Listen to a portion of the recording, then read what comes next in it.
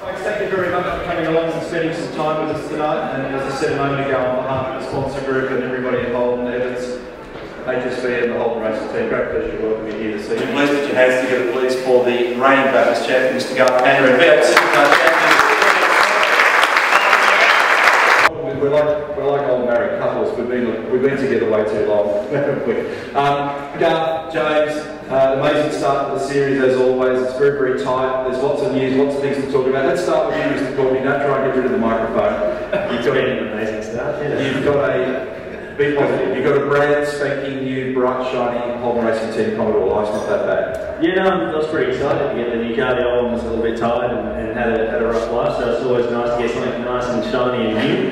Yeah, I'm pretty excited with the potential that's there, and I'm going to be working on that tomorrow morning. I've got two topics for you, Garth.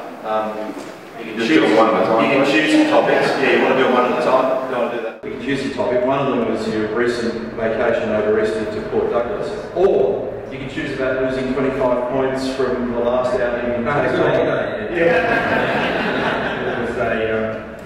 I knew that you'd probably go for the Port Douglas. No, we'll talk about Tasmania first. We were struggling a little bit car speed-wise down there. We finished, I think, 7th on the Saturday afternoon, and then following Dave Reynolds, we were struggling in the straight line department. So he made a mistake leaving the hairpin and missed a gear, and I had a really good run on him, and I thought, right, I'll dive up the inside at the end of the back straight and pass him. And as I dived up the inside, I lost the rear brakes and slid into him and took him off. So it was actually, completely my fault. I certainly didn't want to crash into Dave, and ruined his race, and we kept going. And at the end, the headmaster said I'd been a naughty boy and took 25 points off me. So that's probably fair enough. But it's always frustrating losing points. So. The best part about these intimate functions where there's not a wide media audience, you get little snippets from drivers that you wouldn't normally get. So, for example, you just heard in plain English Garth say it was totally my mistake. And the good news is there's a camera just here that probably captured it. So this bloke and I are going to be friends soon, and I'm going to take that bit of vision, I'm going to use that on the weekend and say, look at this, look what I found on Friday, on Tuesday night. In the V8 Supercar operations manual, there's a whole range of sporting and technical and administrative rules and a lot of detail, right down to the fact that the cars have to run on the left and right side with standard door mirrors, except when they come to Hamilton. Actually, only the drivers can choose to run both mirrors, but you don't have to. You can actually pluck one off here before you go to the racetrack. And some drivers, you can pluck them off when you're on the racetrack. So we don't run the passenger side mirror, and usually by about the third lap of the race we don't have the driver's side mirror either. It's either on someone or a wall, because that's how close you run to the walls here. I mean, even compared to Adelaide's a very wide street, so in the majority of the way wide, and the walls, whilst they're an issue to hit them, they're still a fair way away from anything to be other than perhaps turn 8. Whereas here at Hamilton, more so than anywhere else, maybe the Gold Coast is a bit the same, but you're running really close to the walls everywhere here. Like, there's no room to go.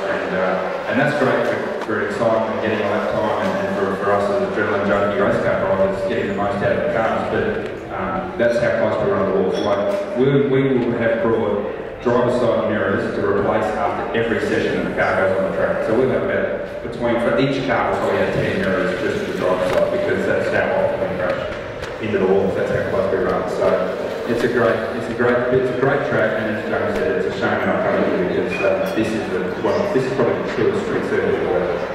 James, have you got a car of passion? Don't say, we know you've got an HSV, fill in the blank, but tell us what else you're interested in. I'm not a car person at all, which is probably hard to Stop. I don't know whether you're reading your audience well. I'm just losing everyone, so I don't even know what models or even where there's a hole and that's how bad I am. Grab some of these, because these will be finished up shortly. Because very soon we're doing a new one. On one side will be Garth with a quote over him that says it was totally my fault. And on the other side it'll say, James, I don't like cars.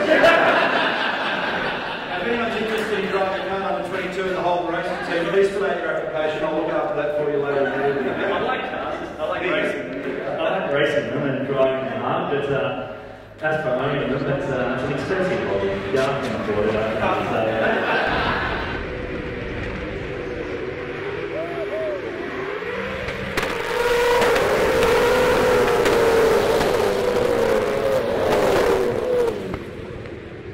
As far as Nissan coming in and joining the category, look, from a Holden point of view, I don't think it's going to make too much difference for us because we certainly have, and James probably answers this better because he's been driving for the other guys on the other side of the fence, but certainly from a Holden point of view, we feel like we've got certainly the biggest supporter base, the most passionate supporter base, and if you go to any V8 supercar race, there's more Holden sitting in the car park than there is anything else.